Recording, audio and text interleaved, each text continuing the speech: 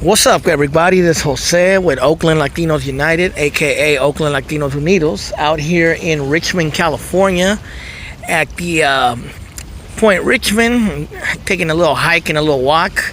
I actually ate some spicy food before I got here, and a little earlier, like 2 hours ago, and oh man, it just made this walk hard, but I'll endure it.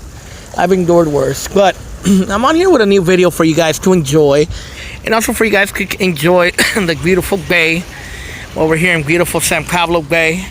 You can see the San Rafael Richmond Bridge over there. But I want to talk about something I heard another YouTuber say the other day. And I've been watching the videos of a guy named American Cholo.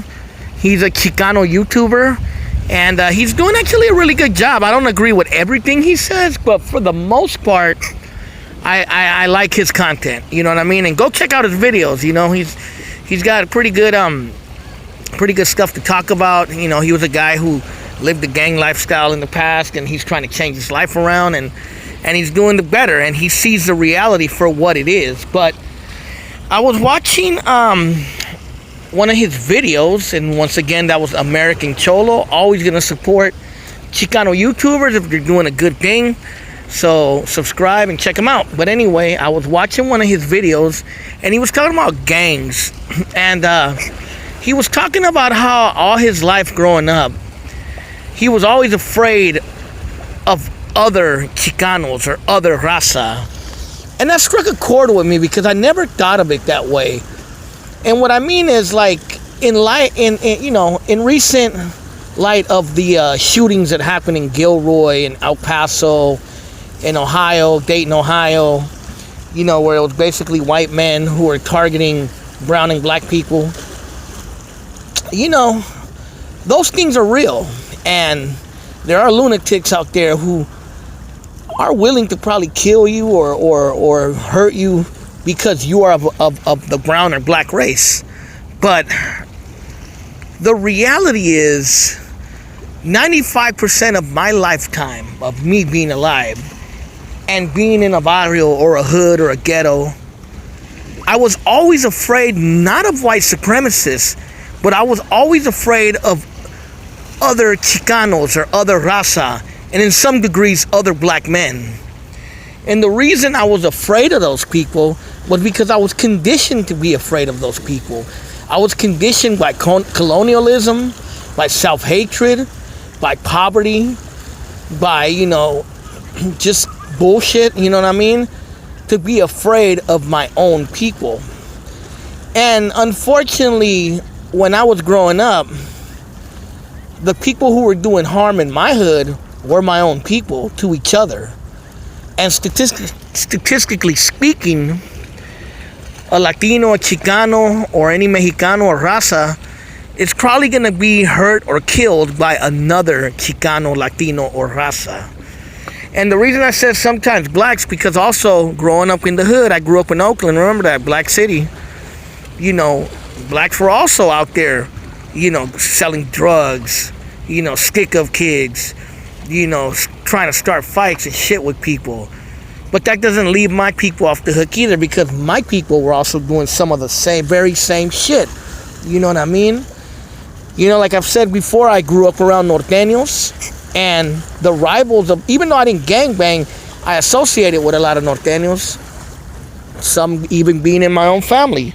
And their rivals were sureños, border brothers, you know what I mean? And sometimes even other norteños. And who were those people? They sure as hell weren't white supremacists. They were other brown people, other Chicanos, other raza, other people who looked just like me and you. Other people who had the same type of families that you and me had, the same kind of upbringing. The only thing is, we imagine this fake little line or this color, you know, or this block that we don't even know that we're being gentrified out of, as something to hold sacred and fight for.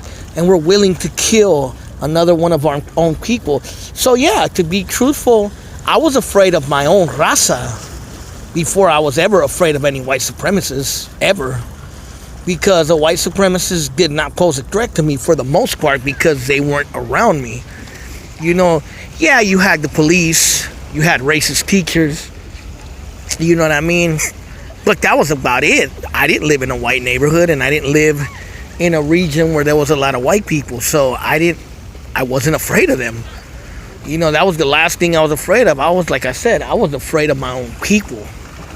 Because in my heart and in my mind, I felt that my own people were the ones that were going to destroy me. You know, and you don't think of it that way, you know, when you're growing up. You think of it, oh, that's my enemy. That nigga's from the other block. Ese vato es a scrap. Ese vato is a border brother. Ese vato is a norteño, chapete. That's the way you rationalize it in your head when you're growing up. But you don't rationalize it as it's your own raza. And you hate your own raza, and you hate your own self. You know what I mean?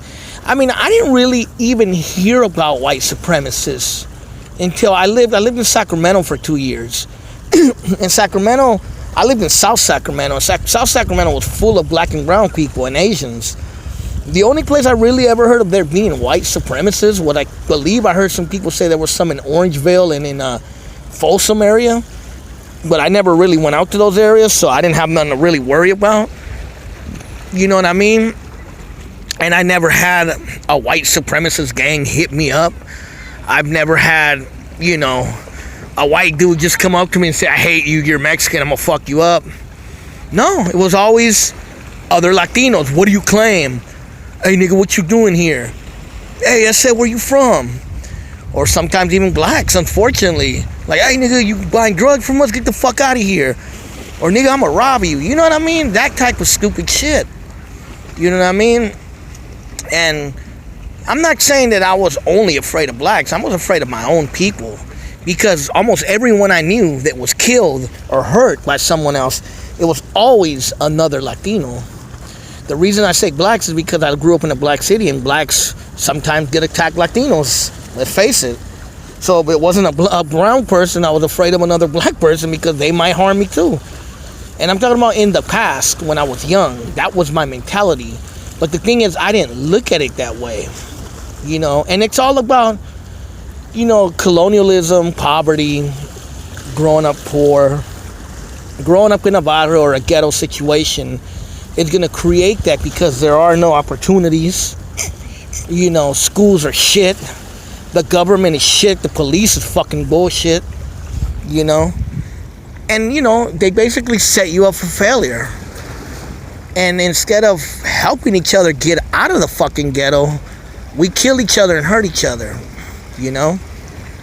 And, yeah, I mean, growing up, now that I think about it, especially that American Cholo homeboy from SoCal put it, yeah, I was scared of my own. I wasn't scared of other people, of white people or Asians or anybody else, because I didn't feel those people were a threat to me. I felt my own people were a threat to me. You know what I mean? And I didn't understand the whole systematic oppression of white supremacy. I thought white supremacy was like some skinhead Nazi. But because those weren't around me, I felt, those motherfuckers ain't around me. You know? What was around me were norteños, sureños, border brothers, you know what I mean? Black drug dealers, Crips, Bloods. When I lived in Sac, there was Crips and Bloods out there, you know what I mean? That's who was around me. You know what I mean? Hood fools, D-boys, you know, pimps, players, you know, ghetto motherfuckers, other black and brown people. And those who I was naturally afraid of because those were the people that were hurting each other. If I went out in the street, chances are if I got shot or hurt, it was going to be by another brown person, by someone who looked like me. You know what I mean? And that's why it's important for us as raza, no matter what socioeconomic level we come from or intelligence level, to realize we have to wake up and we have to stop hating each other and start loving each other. And that starts with self-love within. Like, I love myself. I may not be proud of all my accomplishments, but I love myself because I'm the only one that loves Jose, you know? Nobody else is going to love me. I got to love myself first before I expect anyone else to love me or respect me. Sorry. And in that, I'm not going to fight my raza. I'm not going to be afraid of my people. I'm not going to go out trying to start shit with my people or with black people or with white people or with anybody else because I love myself and I feel my self-worth is more important than going out over some petty-ass bullshit. Now, if someone attacks me or wants to do me harm, then, you know, that's life. You have to defend yourself. But, you know, life is not easy. And we have to find self-love in ourselves. You know what I mean? We have to find self-love and love ourselves, because nobody else is going to love us. And us as Raza, we need to unite and stop fighting each other over bullshit. You know, because that's all it is petty bullshit. So yeah, hopefully you guys enjoyed this video and you kind of understand what I'm saying. I'm talking from a Chicano, Latino, brown man perspective, growing up in a barrio, growing up in a hood perspective, you know, of the reality of my reality growing up and my demons, and also my colonialism, you know, my colonial mind that I had. So take it for what it is. It's Jose with Oakland Latinos United. Late.